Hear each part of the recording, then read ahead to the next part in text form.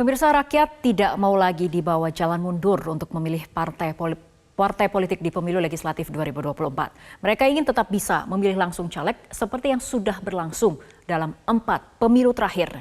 Tapi bola ada di tangan Mahkamah Konstitusi. Apakah palu MK akan memuaskan atau mengecewakan publik? Inilah gedung Mahkamah Konstitusi di Jalan Medan Merdeka Barat, Gambir, Jakarta Pusat. Beberapa bulan terakhir, Mahkamah Konstitusi menjadi pusat perhatian karena di tangan MK akan diputuskan apakah pemilu legislatif 2024 akan memakai sistem proporsional terbuka, di mana pemilih bisa memilih calon anggota legislatif, atau diputuskan menjadi proporsional tertutup, di mana pemilih hanya memilih partai politik saja. Sejak pemilu 2004, pemilihan calon anggota legislatif menggunakan sistem proporsional terbuka. Dalam sistem ini, pemilih dapat memilih calon anggota legislatif yang akan duduk di kursi DPR dan DPRD. Sistem proporsional terbuka itu diatur dalam Undang-Undang Pemilu Pasal 168 Ayat 2. Namun, pada November tahun lalu, pasal ini digugat ke MK untuk dilakukan uji materi. Para penggugat menilai pasal itu bertentangan dengan Undang-Undang Dasar. Kini bola di tangan MK, apakah akan mengabulkan uji materi dari para penggugat atau menolaknya? Jika MK menolak, artinya sistem proporsional terbuka seperti yang berlangsung pada 4 pemilu terakhir akan tetap dipakai.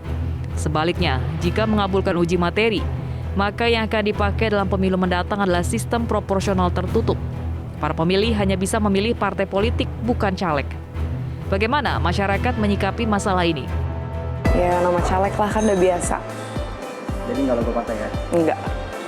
Ya lebih baik nama-nama caleg sih, soalnya kan kita ketahuan siapa aja. Kalau namanya kita caleg itu kita bisa perkenalan dari caleg tersebut. Kalau saya sih lebih pilih coblos sama nama caleg, soalnya lebih jelas siapa yang nanti dijabat. Kalau saya sih lebih nyoblos logo parpol sih, karena saya nggak tahu nama-nama caleg. Lalu, bagaimana respon warganet terkait isu ini? Kita lihat di sini pergerakannya. Warna merah mengindikasikan ini yang sentimen negatif terhadap sistem pemilu tertutup. Kemudian warna hijau adalah sentimen positif. Ini artinya setuju sistem pemilu tertutup. Kemudian netral warna kuning ini sebanyak 678. Saya ingin mengajak Anda untuk melihat grafiknya terlebih dahulu.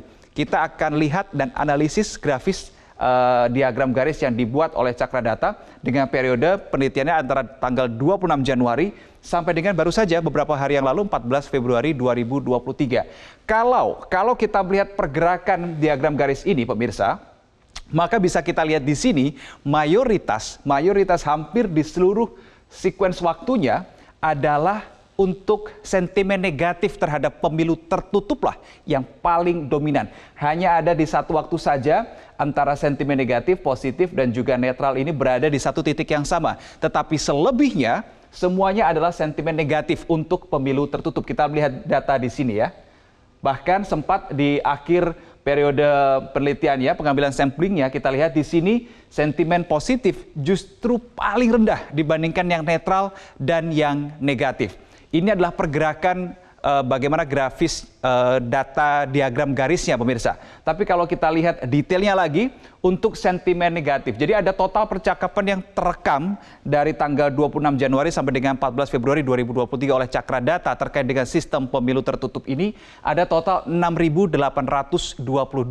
Dari 6.822 ini yang negatif atau yang menolak sistem pemilu tertutup 78% pemirsa, atau setara dengan 5.340 percakapan. Alasan mayoritas masyarakat ingin tetap sistem proporsional terbuka karena sistem ini membuka peluang bagi semua golongan untuk berkontestasi. Tren percakapan didominasi oleh sentimen negatif. Ya, memang betul, itu memang yang menjadi sebuah respon warganet secara mayoriti di berbagai macam kanal, baik itu Twitter, Facebook, Instagram, YouTube, maupun juga beberapa kanal-kanal media sosial lain dan juga media online, memang tendensi sentimen yang direspon oleh warganet terhadap perombakan sistem proporsional menjadi tertutup ini didominasi oleh sentimen negatif. Ada banyak sekali tentunya juga respon-respon yang muncul, yang jelas pada dasarnya warganet berpendapat bahwasannya sistem proporsional terbuka ini sebetulnya sudah jauh lebih baik, mampu mengakomodir terhadap berbagai macam kalangan, golongan, khususnya juga para pemilih-pemilih muda juga. Kayak gitu, ketika sistem proporsional terbuka tentu juga akan membuka kesempatan, ruang bagi berbagai macam kalangan untuk berkontestasi dan juga dipilih langsung oleh para konstituennya. Sedangkan ketika proporsional tertutup ini bergulir, banyak warganet yang berpendapat istilahnya itu kayak beli kucing dalam karung. Nah, hal ini juga banyak menimbulkan sebuah respon-respon juga dari warganet yang bahwasannya dengan adanya sistem proporsional terbuka ini sebetulnya sudah mampu mengakomodir kepentingan dan juga keinginan dari para warganet ataukah juga publik internal digital ya. Pada intinya seperti itu. Sementara di DPR, dari 9 fraksi, 8 fraksi menginginkan tetap sistem proporsional terbuka. Mereka adalah Partai Golkar, Gerindra, Nasdem, PKB, Partai Demokrat, PKS, PAN, dan P3. Ketua Umum PKB Muhaimin Iskandar atau Caimin khawatir jika sistem pemilu proporsional tertutup atau mencoblos partai politik terwujud. Bila benar sistem pemilu menjadi tertutup, Caimin menilai Indonesia dalam bahaya. Kekhawatiran Caimin itu disampaikan usai menemui sejumlah calon anggota legislatif DPR RI PKB di Jakarta. Caimin berpandangan tidak logis bila MK memutuskan sistem pemilu tertutup. Hal itu menurut Caimin harus jadi perhatian karena sistem politik di Indonesia akan berubah tanpa diketahui apa yang akan terjadi. Itu sangat tidak adil. Kalau dinyatakan ada perbaikan dalam sistem pemilu, misalnya kalau tertutup, ya itu untuk 5 tahun yang akan datang mestinya. Sehingga butuh persiapan. Jadi kalau merubah sistem, hendaknya ketika mengakhiri pemilu. Sehingga ada persiapan 5 tahun untuk semua komponen terkait pemilu menyiapkan diri. KPU, partai politik, masyarakat, pemilih, caleg, capres, semuanya harus menyiapkan diri 5 tahun sebelum pemilu. Satu-satunya partai yang ngotot dengan sistem proporsional tertutup atau memilih partai adalah PDIP. Tak heran jika sikap PDIP tersebut disorot tajam masyarakat.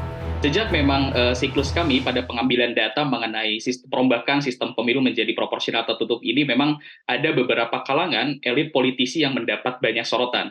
Yang pertama dari kalangan yang kubu klaster pro terhadap sistem proporsional tertutup, tentunya di sini dari kalangan PDIP, baik itu Pak Hasto khususnya selaku sekjen mendapatkan banyak sekali sorotan dari warganet terkait dengan pernyataannya.